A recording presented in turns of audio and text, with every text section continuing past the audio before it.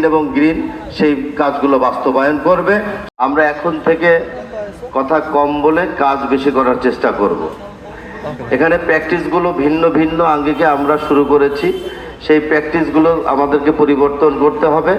মাননীয় প্রধানমন্ত্রীর নির্দেশ, উনি যেভাবে সকাল থেকে রাত্র গভীর রাত পর্যন্ত অফিস করেন এবং সারা বাংলাদেশের প্রতিটি সেক্টরকে তিনি মনিটরিং করেন, এবং একটাই কথা, সময় কম নিয়ে কথা বলতে হবে এবং কাজের দিকে মনোযোগী হতে হবে। আজকে ছাত্র দলের বন্ধুদেরকে আমি ধন্যবাদ জানাই, যারা দীর্ঘ 17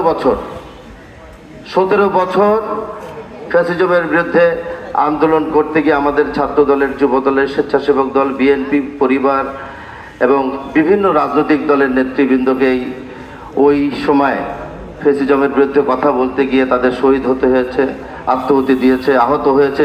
এখনও হাজার হাজার নেতা কর্মীরা পঙ্গুত্ব বরণ করছে। আজকে ছাত্র দলের এই অবস্থান একদিনে তৈরি হয়নি। আজকে ছাত্র দল একটা ভালো উদ্যোগ গ্রহণ করেছে।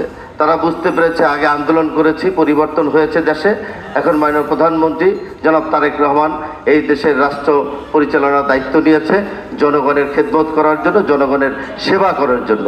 তাই ছাত্র দলের অভিভাবক হিসেবে জনাব তারেক রহমানের নির্দেশনা ছাত্রদল অবশ্যই পুঙ্খানুপুঙ্খানুভাবে পালন করে চলেছে। আজকে এই ছাত্র দলের এই উদ্যোগকে আমি ব্যক্তিগতভাবে এবং দলের পক্ষ থেকে তাদের অত্যন্ত সামনের দিনগুলোকে আমি আরও মঙ্গল কামনা করি এবং তারা এই কাজগুলোকে আস্তে আস্তে ধীরে ধীরে বাস্তবায়নের দিকে নিয়ে যাবে।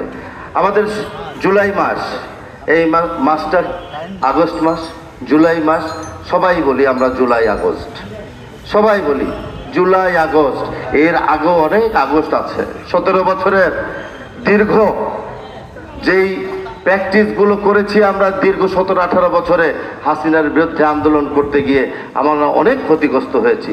তার ফলশ্রুতিতে তো জুলাই আগস্টের সৃষ্টি হয়েছে। আমরা ছাত্র দলের অনেক নেতাকর্মী শহীদ হয়েছে। এই জুলাইয়ে আগস্টের আন্দোলনে আমাদের ছাত্র দলের 460 জন নেতাকর্মী আত্মহত্যা দিয়েছে। বিএনপি পরিবারের 460 জন। অন্য একটা রাজনৈতিক দলের দেখান তো এরকম শত শত নেতাকর্মী আত্মহত্যা দিয়েছে কিনা। আজকে আমাদের ওয়াসিম চট্টগ্রামে আন্দোলন করতে গিয়ে তিনি শহীদ হয়েছেন। আমরা ছাত্র দলের প্রিয় আইএসটি নেতৃবৃন্দর কাছে আমরা সবাই কৃতজ্ঞ যে একটা ভালো উদ্যোগ নিয়ে তাদেরকে তো আমরা কিছু ফিরিয়ে দিতে পারবো না, তার পরিবারের কাছে আমরা ওয়াসিমকে ফিরিয়ে দিতে পারবো না, কিন্তু ওয়াসিমের জন্য একটা চত্বরের যে উদ্বোধন ঘোষণা করলাম, এই চত্বরটা যাতে সব সময় আমরা রক্ষণাবেক্ষণ করি এবং আইএসটি কলেজের শিক্ষক শিক্ষিকা ছাত্রছাত্রী বন্ধুরা এই চত্বরটাকে একটা সুন্দর আধুনিকায়ন করার জন্য যদি কোনো চেষ্টা করে সেই ব্যাপারে আমি সহযোগিতা করব। আমি চাই ছাত্রদল দেশ গড়ার কাজে থাকবে। ছাত্রদল প্রতিটি জায়গায় বাংলাদেশের আনাচে কানাচে যেখানে আছে জনাব তারেক রহমানের যে ভিশন ক্লিন এবং গ্রিন সেই কাজগুলো বাস্তবায়ন করবে।